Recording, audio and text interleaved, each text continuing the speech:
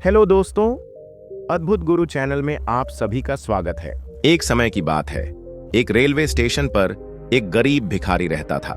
वह रोज यात्रियों से भीख मांगता और जैसे तैसे अपना गुजारा करता था। उसका पूरा जीवन मांगने में ही बीत रहा था। लेकिन एक दिन उसकी जिंदगी हमेशा के लिए बदल गई। एक दिन जब वह भीख मांग रहा था तो उसने एक अमीर सूट बूट पहने व्यक्ति को देखा। भिखारी ने सोचा कि यह आदमी अमीर लगता है, अगर मैं इससे भीख मांगूंगा तो शायद मुझे अच्छे पैसे मिल जाएंगे।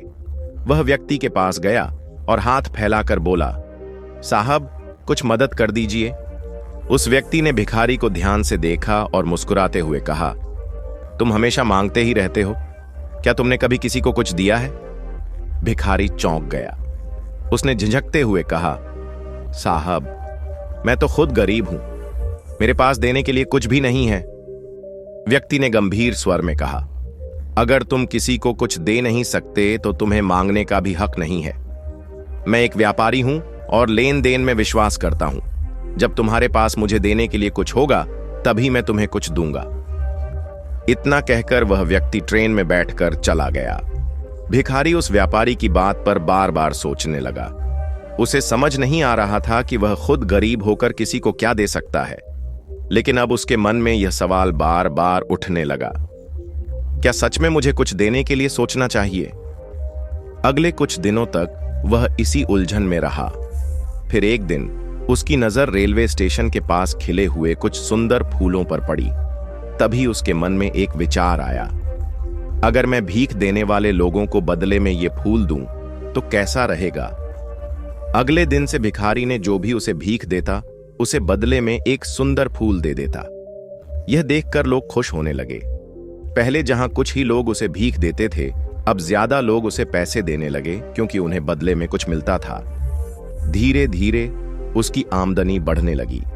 अब वह रोज सुबह उठकर स्टेशन के आसपास के फूल इकट्ठा करता और यात्रियों को बांटता। कुछ ही हफ्तों में उसे एहसास हुआ कि अब उसे ज्यादा पैसे मिल रहे हैं और लोग उसे पसंद करने लगे हैं।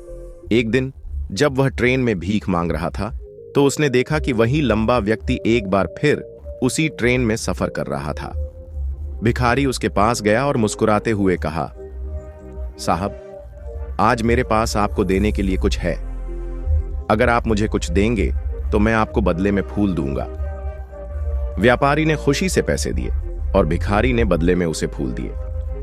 व्यापारी मुस्कुराया और बोला, वाह, अब तुम भी व्यापारी बन गए। भिखारी को यह बात अंदर तक छू गई। उसे एहसास हुआ कि वह अब सिर्फ एक भिखारी नहीं बल्कि एक व्यापारी है।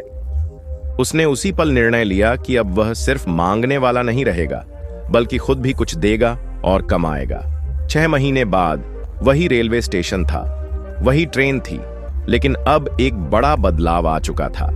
ट्रेन में 2 अमीर आदमी सफर कर रहे थे। उनमें से एक ने दूसरे से हाथ मिलाया और कहा, क्या आपने मुझे पहचाना? दूसरे व्यक्ति ने गौर से देखा और कहा, नहीं, शायद हम पहली बार मिल रहे हैं। पहला व्यक्ति मुस्कुराया और बोला, हम पहली बार नहीं मिल रहे, यह हमारी तीसरी मुलाकात है। मैं वही भिखारी हूं जिसे आपने भीख देने से मना कर दिया था। दूसरा व्यक्ति अचंभित रह गया, क्या तुम वही भिखारी हो? लेकिन अब तुम इतने अमीर कैसे बन गए? पहला व्यक्ति बोला, जब आपने मुझे पहली बार कहा था कि मुझे भीख मांगने का हक नहीं, अगर मैं कुछ नहीं देता तो मुझे झटका लगा। दूसरी बार जब आपसे मिला तब मैंने आपको फूल दिए और तभी समझ गया कि मैं भी एक व्यापारी बन सकता हूं। अब मैं सिर्फ फूलों का व्यापारी नहीं बल्कि एक बड़ा बिजनेसमैन बन चुका हूं। मैंने एक छोटी शुरुआत की, लेकिन आज मेरा खुद का फूलों का बिजनेस है और मैं कई लोगों को रोजगार भी देता हूं। सीख जो आपकी जिंदगी बदल सकती है। इस कहानी से हमें एक महत्वपूर्ण सबक मिलता है, सफलता हमारी सोच में छुपी होती है। अगर आप हमेशा खुद को छोटा समझेंगे तो आप कभी बड़े नहीं बन पाएंगे। अगर आप सिर्फ मांगते ही रहेंगे और कुछ नहीं देंगे तो आपको कुछ भी नहीं मिलेगा। जब आप दूसरों को कुछ देना शुरू करेंगे तो आपको उससे कई गुना ज्यादा वापस मिलेगा। इसलिए खुद को छोटा मत समझो, हमेशा आगे बढ़ो और खुद को एक व्यापारी की तरह सोचो, न कि सिर्फ एक मांगने वाले की तरह। Blast of. तो दोस्तों ये थी आज की कहानी। आप लोगों को कहानी कैसी लगी कमेंट बॉक्स में बता देना। वीडियो अच्छी लगी तो वीडियो को लाइक और चैनल को सब्सक्राइब जरूर करें। तब तक के लिए जय हिंद जय भारत। आप सभी का बहुत बहुत धन्यवाद।